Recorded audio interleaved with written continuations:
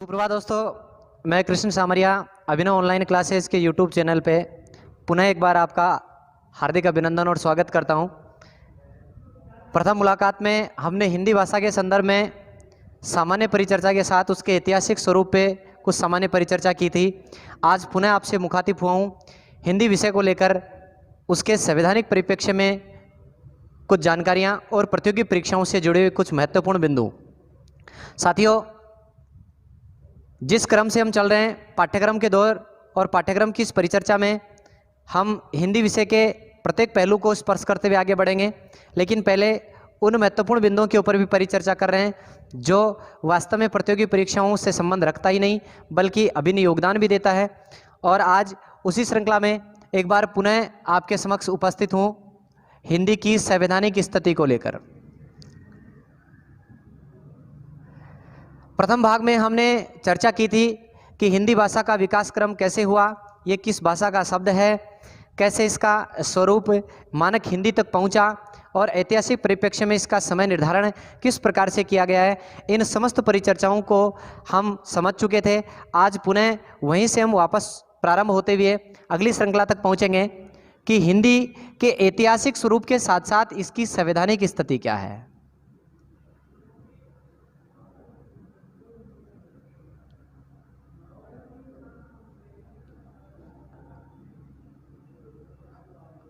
संवैधानिक स्वरूप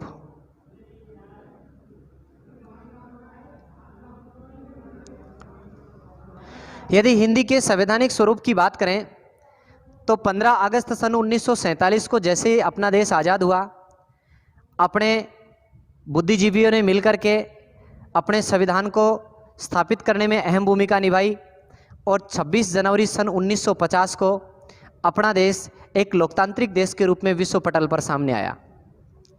और उस दौर में हिंदी जो भाषा थी, उस हिंदी भाषा को एक विशेष दर्जा प्राप्त किया गया, जिसको लेकर के आज हम संवैधानिक स्वरूप के माध्यम से परिचर्चा करेंगे। साथियों, प्रश्न प्रतियोगी परीक्षाओं में किस प्रकार से बनेगा, कैसे इस चीज़ को हमें समझना है, इस बात को थोड़ा सा समझने से पहले हम समझते हैं एक शब्द हमने पढ़ा है राजभाषा, एक शब्द हमने पढ़ा है राष्ट्रभाषा,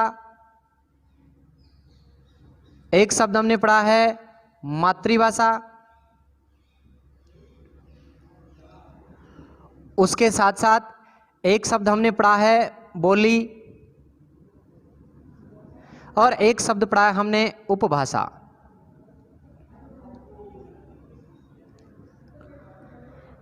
इन सब में क्या ये एक ही हैं, क्या इनमें परस्पर अंतर होता है? इन सब बातों के साथ में जैसा कि प्रतियोगी परीक्षा का ही प्रश्न बनता है, यदि प्रश्न इस प्रकार से दिया हो हिंदी है और उसमें लिखा हो विकल्प रूप में राष्ट्रभाषा, लिखा हो राजभाषा,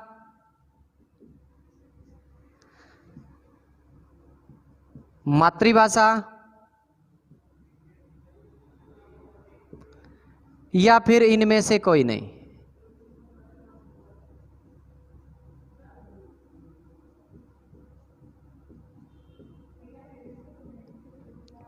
प्रश्न की प्रकृति पर निर्भर करता है कि वो किस प्रकार से आपसे प्रश्न करे, आप उसे किस प्रकार से समझते हैं, उसका उत्तर किस प्रकार से दे पाते हैं।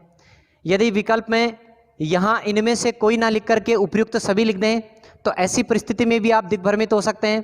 हो सकता है कि आप राष्ट्रभाषा, राजभाषा, मातृभाषा पे से निशान न लगाकर उपयुक्त सभी पर भी निशान लगा दें। बहुत सारे ऐसे भी नजर आता है कि ये राष्ट्रभाषा भी हो सकती है, लेकिन इनमें परस्पर अंतर अगर इसकी गहराई तक तय तक जाकर के हम इसकी जानकारी प्राप्त करें तब हम उस प्रश्न की वास्तविकता तक पहुंचने की कोशिश करते हैं। विकल्पात्मक प्रक्रिया में साथियों ये सबसे महत्वपूर्ण बात होती है कि विकल्प 4 दिए हुए होते हैं और परीक्षा के दौरान हमें उन चारों को ही उत्तर की भांति लगता है कि चारों ही उत्तर होते हैं, लेकिन विकल्प उसे ही सटीक माना जाता है जो उसके सही आंसर तक अपने को पहुंचाए। अगर मैं बात करूं तो साथियों समझना, राष्ट्रभाषा, राजभाषा, तो हिंदी के संदर्भ में यदि इस प्रश्न का उत्तर हम खोजें तो हम सर्वाधिक उपयुक्त जो उत्तर मानेंगे वो मानेंगे राजभाषा। क्यों मानेंगे? उसके पीछे कारण है कि हिंदी है वो क्या है? राजभाषा। और राजभाषा क्यों है? प्रत्येक राष्ट्र की कोई ना कोई राजभाषा होती है। राजभाषा उसे कहते हैं जिसे उस राष्ट्र के कॉन्स्टिट्यूशन में या संविधान में संवैधानिक मान्यता प्राप्त है, और ये कहा जाता है, ये उल्लेखित होता है कि इस राष्ट्र के समस्त शासकीय और राजकीय कार्य उक्त भाषा में संपादित होंगे, वही भाषा उस राष्ट्र की राजभाषा कहलाती है। जैसा कि अपने भारत देश में भी ऐसा ही हुआ, और संविधान बनने की प्रक्रिया के दौरान एक तिथि थी 14 सितंबर सन 1949 ईस्वी। इस तिथि को यह निर्धारित किया गया कि भारत देश है उसमें विभिन्न प्रकार की भाषाएं बोली जाती हैं, यहाँ का खान पान, रहन सहन, पहनावा सब अलग अलग है। तो इस दौर में अपने शासकीय कार्यों में सर्वाधिक रूप से किस भाषा का प्रयोग किया जाए, तो संविधान में कहते हैं 14 सितंबर 1949 को एक शासकीय राजभाषा का दर्जा प्राप्त हुआ। वो किसको हुआ? हिंदी को। तो हिंदी को 14 सितंबर सन 1949 को एक संवैधानिक मान्यता मिली।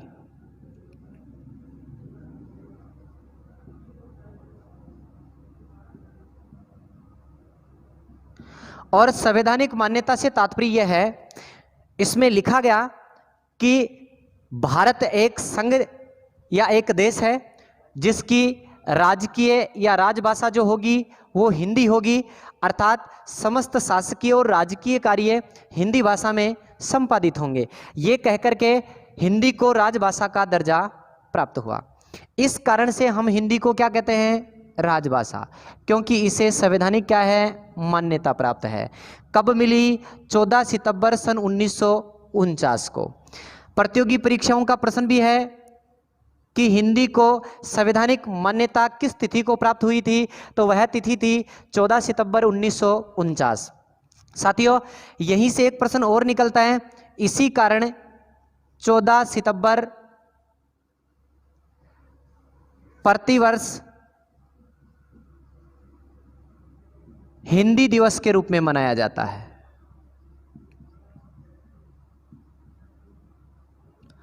प्रतिवर्ष 14 सितंबर को क्या मनाया जाता है? हिंदी दिवस। और हिंदी दिवस के साथ साथ अब हम इसी श्रृंखला में आगे बढ़े तो प्रश्न और भी बनते हैं कि संवैधानिक मान्यता बनी तो संविधान में इसका कहाँ उल्लेख है, किस प्रकार से इसका उल्लेख किया जाए। इस प्रक्रिया पर आगे बढ़ें उससे पहले थोड़ी परिचर्चा कर लेते हैं राष्ट्रभाषा मातृभाषा पर। तो समझते हैं राष्ट्रभाषा किसे कहा जाता है। यदि प्रश्न ये हो, मैं आप लोगों से पूछता हूं कि राष्ट्रभाषा क्या हिंदी राष्ट्रभाषा है? साथियों, समझने की कोशिश करें, हिंदी राष्ट्रभाषा स्वरूप में स्थापित नहीं है। क्यों?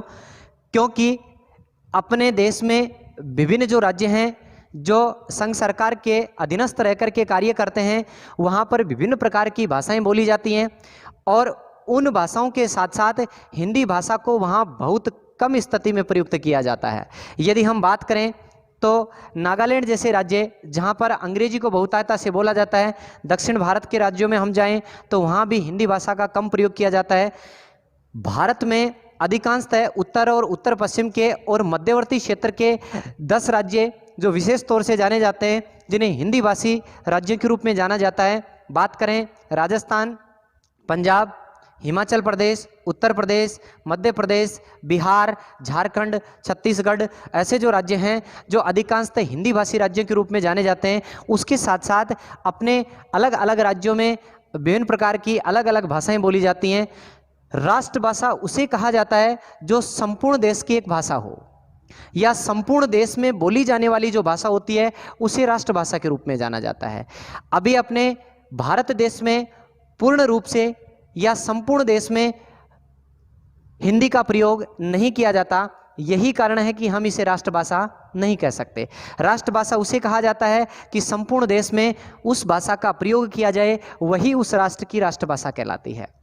साथ ही साथ हम अपने पारिवारिक परिवेश में, अपने सामाजिक परिवेश में रहते हुए जिस विचार आदान प्रदान की भाषा का प्रयोग करते हैं हम प्रारंभ में या जीवन के शैशव काल बाल्यावस्था में जिस भाषा का प्रयोग करते हैं, एक दूसरे के विचारों को समझते हैं, उसे मातृभाषा के रूप में जाना जाता है।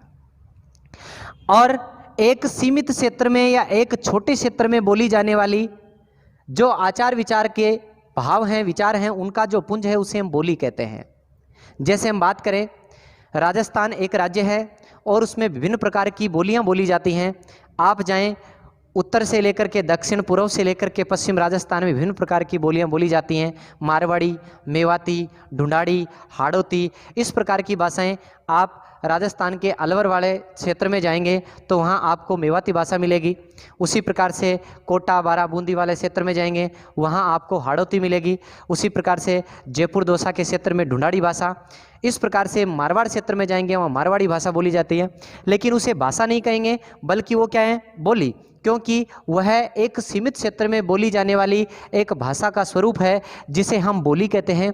और ऐसा माना जाता है कि सीमित क्षेत्र में बोली जाने वाली जो आचार विचार की जो भाषा है जिसे हम बोली कहते हैं, उस बोली के स्वरूप में यदि साहित्य की रचना कर दी जाए उसे उपभाषा स्वरूप में जाना जाता है। अर्थात क्षेत्र विशेष में या सीमित क्षेत्र में बोली जाने वाली जो बोली है, उस बोली में यदि साहित्यों की रचना हो जाए तो उस प्रकार की जो भाषा होती है उसे उपभाषा के रूप में जानते हैं। जैसे राजस्थानी जो भाषा है उसको हमने उपभाषा के रूप में मान्यता मानी है। क्यों? उसके पीछे कारण है कि अभी तक राजस्थानी को संवैधानिक मान्यता प्राप्त नहीं हुई है, इसलिए उसे उपभाषा स्वरूप में शामिल करते हैं। तो साथियों, राष्ट्रभाषा, राजभाषा, मातृभाषा, बोली और उपभाषा, इस प्रक्रिया के बाद में अब हम बात करेंगे उस संवैधानिक स्वरूप की जो वास्तव में हिंदी के स्वरूप के रूप में जाना जाता है, कि ऐतिहासिक स्वरूप से निकल करके हिंदी अपने संवैधानिक स्वरूप में किस प्रकार से स्थापित हुई। इन बातों को भी हम समझने की कोशिश करेंगे। यदि आप इसका स्क्रीनशॉट लेना चाहें तो ले सकते हैं। तत्पश्चात हम आगे बढ़ते हैं हिंदी के वास्तविक स्वरूप की ओर।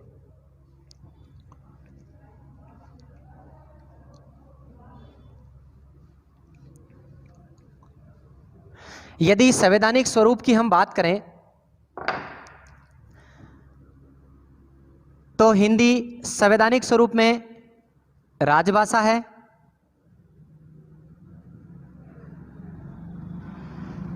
इसे राजभाषा का जो संवैधानिक दर्जा प्राप्त हुआ,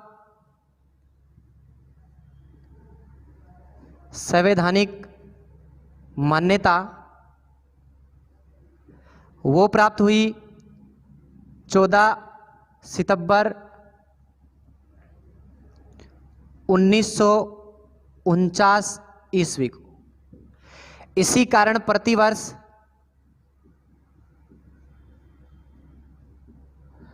14 सितंबर हिंदी दिवस के रूप में मनाया जाता है।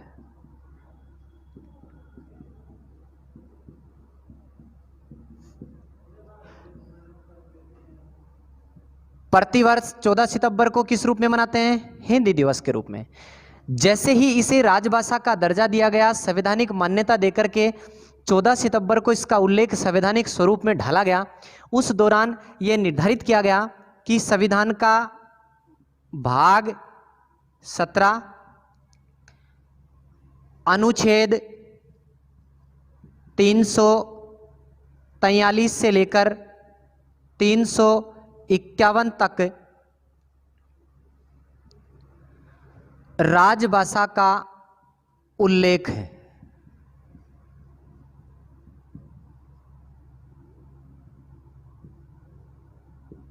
यदि संवैधानिक स्थिति की बात करें तो राजभाषा हिंदी का जो उल्लेख है, संविधान के भाग 17 अध्याय 1 अनुच्छेद 343 से लेकर 351 तक इसका उल्लेख किया गया है।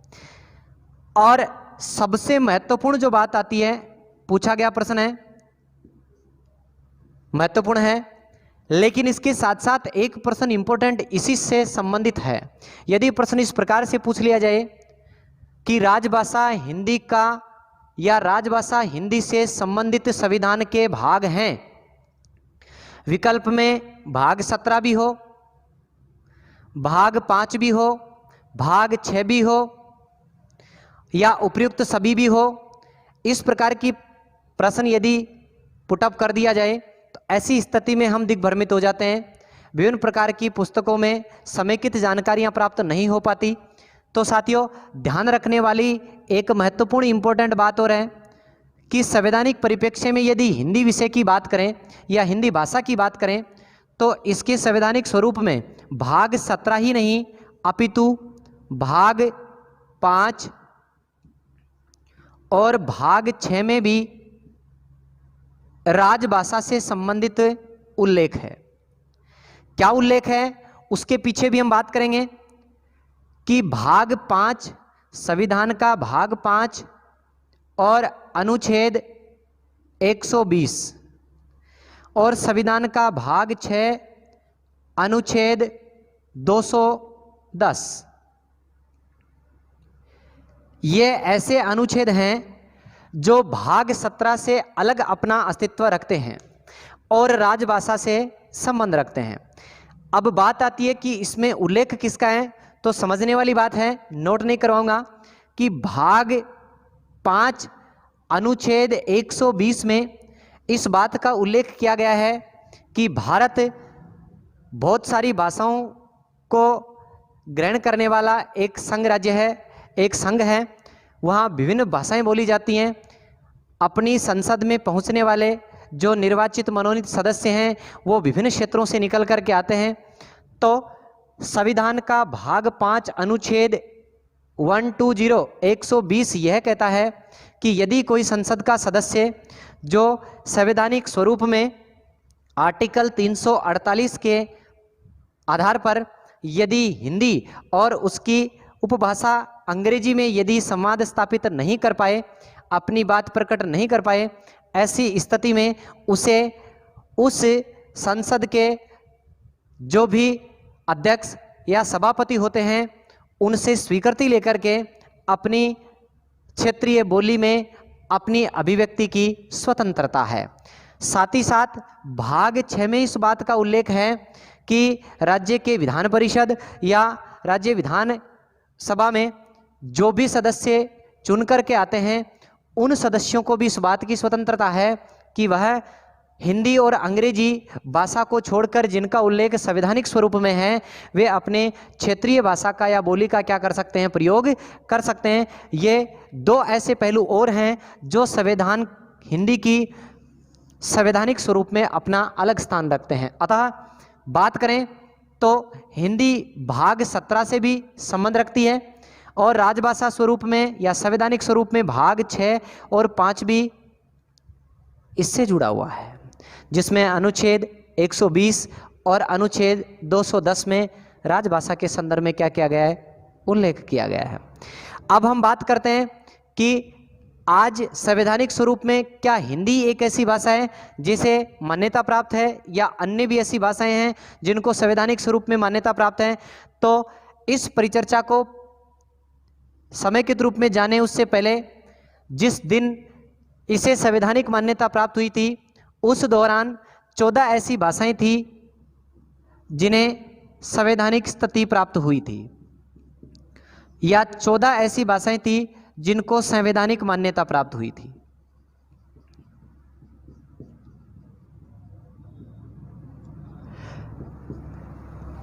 तत्पश्चात धीरे धीरे संविधान में नए रूप में इनको जोड़ा गया और वर्तमान समय की यदि अपन बात करें तो वर्तमान में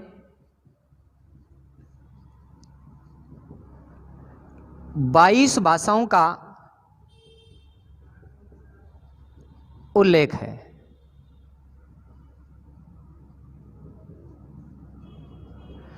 चौदह भाषाएं संवैधानिक स्वरूप में प्रारंभ में थी, तत्पश्चात अन्य भाषाओं को जोड़ते हुए हम 22 भाषाओं तक पहुंचे।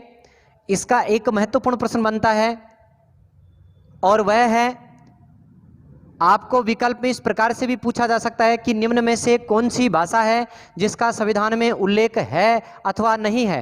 इस प्रकार का प्रश्न भी पूछा जा सकता है। और उसमें ये ध्यान रखने वाली बात है, अधिकांशतः प्रतियोगी परीक्षाओं में ऐसे प्रश्न पूछे भी गए जिसमें अंग्रेजी को उस भाषा क्रम में शामिल किया गया है, लेकिन ध्यान रहे अंग्रेजी इन 22 भाषाओं में शामिल नहीं है। संस्कृत भाषा इसमें शामिल है, हिंदी भाषा इसमें शामिल है। इसका क्रम किस प्रकार से हुआ, तो साथियों इस तिथि के तत्पश्चात 3 ऐसे संवैधानिक संशोधन बने जिसके माध्यम से अन्य भाषाओं को इस भाषा श्रृंखला में या इस संवैधानिक स्वरूप में स्थान मिला। तो बात करें, पहला था 21वां संविधान संशोधन अधिनियम,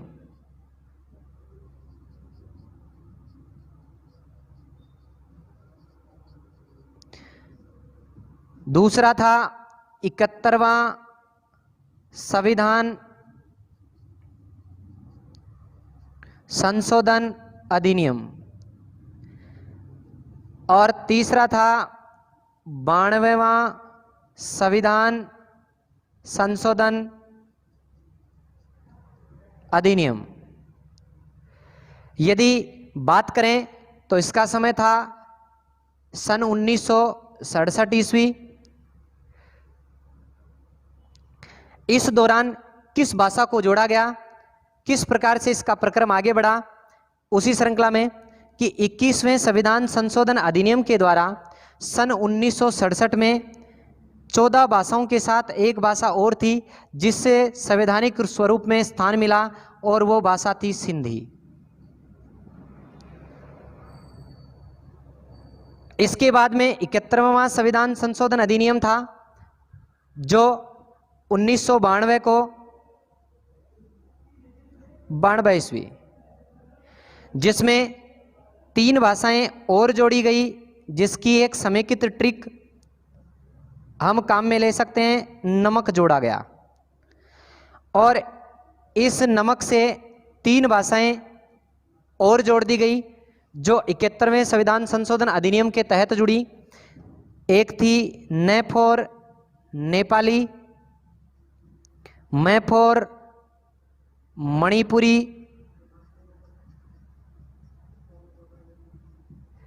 और कै फॉर कोंकणी।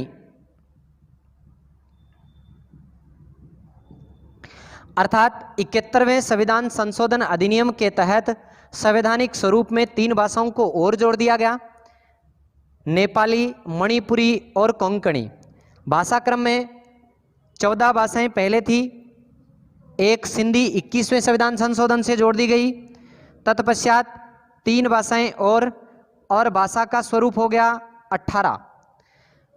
तत्पश्चात 92वें संविधान संशोधन अधिनियम 2003,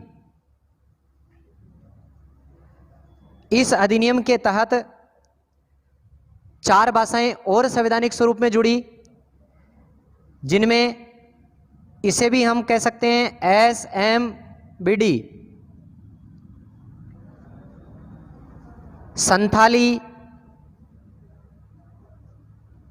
मैथिली,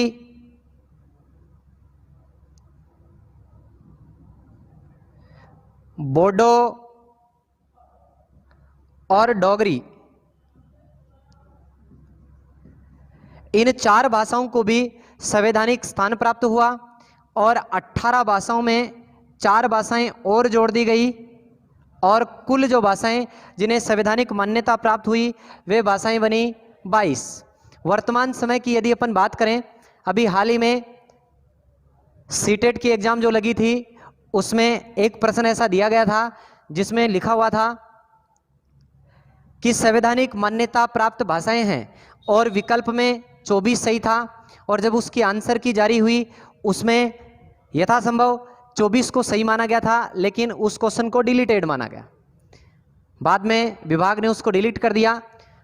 तो यथारूप में ध्यान रखें कि वर्तमान समय में यदि संवैधानिक मान्यता प्राप्त भाषाएं हैं तो वो कितनी हैं? 22। स्वरूप इसका निर्धारित है कि 14 सितंबर 1949 को राजभाषा के रूप में हिंदी को मान्यता मिली, साथ ही साथ अंग्रेजी को इसकी एक सह उपभाषा के रूप में मान्यता मिली कि जब तक संपूर्ण राष्ट्र में हिंदी भाषा को ढंग से समझ ना लिया जाए, उसे शासकीय कार्यों में काम में ना ले लिया जाए, तब तक अंग्रेजी भाषा को भी इसके साथ में एक उपराजकीय भाषा के रूप में प्रयुक्त किया जाएगा और अब इसे अनंत समय तक स्थापित कर दिया गया है। भाग 17 अनुच्छेद 343 से 351 तक संवैधानिक स्वरूप में इसका उल्लेख है राजभाषा स्वरूप में।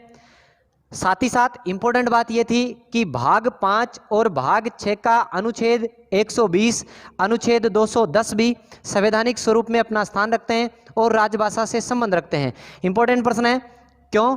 क्योंकि भाग 17 ही नहीं अपितु भाग 5 और भाग 6 में भी संवैधानिक स्वरूप में राजभाषा का क्या है उल्लेख। अनुच्छेद 120 में संसद सदस्य को यदि वह सभापति या अध्यक्ष की अनुमति से अंग्रेजी या हिंदी में अपना संवाद स्थापित नहीं कर पाता है, ऐसी स्थिति में उसे अपनी क्षेत्रीय बोली का प्रयोग करते हुए उसे अपनी अभिव्यक्ति की स्वतंत्रता प्राप्त है। इसका उल्लेख अनुच्छेद 120 में है। भाग 6 का अनुच्छेद 210 ये कहता है कि राज्य का विधानमंडल या विधानसभा जिसमें यदि उसका कोई निर्वाचित मनोनीत सदस्य अपनी हिंदी और अंग्रेजी भाषा में संवाद स्थापित नहीं कर पाता, अपने अभिव्यक्ति नहीं कर पाता, तो ऐसी स्थिति में उसे भी यह स्वतंत्रता है कि वो अनुमति के साथ में संवैधानिक दायरे में अपनी क्षेत्रीय बोली का क्या कर सकता है, प्रयोग कर सकता है। तो साथ ही साथ वर्तमान में 22 भाषाओं का जो उल्लेख है, 14 भाषाएं प्रारंभ में थी। जब 14 सितंबर सन 1949 को इसे राजकीय भाषा के रूप में या राजभाषा का दर्जा प्राप्त हुआ। उसके बाद में 3 संवैधानिक संशोधन अधिनियम पारित हुए, 21वां संविधान संशोधन अधिनियम, 71वां संविधान संशोधन अधिनियम और 92वां संविधान संशोधन अधिनियम। इन 3 अधिनियमों के तहत 67, 92 और 2003 में सिंधी, नेपाली, मणिपुरी, कोंकणी, डोगरी, संथाली, बोडो इन भाषाओं को जोड़ करके वर्तमान संवैधानिक स्वरूप में 22 भाषाओं को मान्यता प्राप्त है। और साथियों, यहीं से प्रश्न पुटअप होते हैं। यदि हम बात करें तो प्रतिवर्ष हिंदी दिवस के रूप में मनाते हैं 14 सितंबर को। अब यहाँ से प्रश्न निकलता है कि 14 सितंबर को यदि हमारे यहाँ पर हिंदी दिवस मनाया जाता है तो विश्व पटल के ऊपर भी क्या ऐसी प्रक्रिया है कि हम हिंदी को स्थान प्राप्त हों? तो ये बात मैं पहले ही बता चुका हूँ कि चीन में बोली जाने वाली जो विशेष या सर्वाधिक जो भाषा थी जिसको हम मंडारिन के रूप में जानते हैं, आज विश्व पटल के ऊपर हिंदी सर्वाधिक रूप से बोली जाने वाली भाषा है। और हमें गर्व है क्योंकि हम हिंदुस्तान में रहते ही नहीं बल्कि हिंदी में जीते हैं और अपनी भाषा पे हमें नाज है। तभी कवि इकबाल ने कहा है कि हिंदी हम वतन हिंदुस्तान हमारा, हम बुलबुलें हैं उसके ये गुलसिता हमारा। तो साथियों, मैं फिर से बताना चाहता हूं कि संवैधानिक इस प्रक्रिया के रूप में निकलते हुए सन 1975 का भी दौर आया था जिसमें तारीख थी 10 जनवरी 1975, जब नागपुर में पहला अधिवेशन हुआ हिंदी के संदर्भ में कि संवैधानिक मान्यता के साथ साथ हिंदी का प्रचार प्रसार विश्व पटल पर किया जाए, हम अधिक से अधिक लोगों को हिंदी जैसी भाषा को सीखने, पढ़ने, लिखने के लिए प्रेरित करें। इन पुनीत भावनाओं के साथ में एक बहुत बड़ा सम्मेलन आयोजित किया गया जिसकी तिथि 10 जनवरी 1975 थी। उसके तत्पश्चात उत्तरोत्तर अपने संवैधानिक दायरे में रहते हुए इस प्रक्रिया को आगे बढ़ाया गया और 2005 तक आते आते स्थिति ऐसी हो गई कि आज भी हम 10 जनवरी को विश्व हिंदी दिवस के रूप में मनाते हैं। विश्व हिंदी दिवस प्रतिवर्ष कब? 10 जनवरी को। इन सामान्य जानकारियों के साथ में मैं हार्दिक अपेक्षाओं के साथ में पुनः आपका अभिनंदन करता हूं और गुजारिश करता हूं कि आप अभिनव ऑनलाइन क्लासेस के यूट्यूब चैनल को इसी प्रकार से अपना प्यार और स्नेह बांटते रहेंगे, इसे बराबर सब्सक्राइब करते रहेंगे, लाइक करते रहेंगे, शेयर करते रहेंगे और हिंदी जैसे विषय के साथ जुड़ते हुए आप मुखातिब होते रहेंगे। मैं पुनः आपके सामने उपस्थित होऊंगा हिंदी की अगली श्रृंखला के साथ में। आप सभी का पुनः एक बार इस्तकबाल, हृदय से आपका अभिनंदन और ये चाहता हूँ कि आप इस एक वैश्विक महामारी के दौर से अतिशीघ्र बाहर आएँ, स्वस्थ रहें, व्यस्त रहें, मस्त रहें। जय हिंद।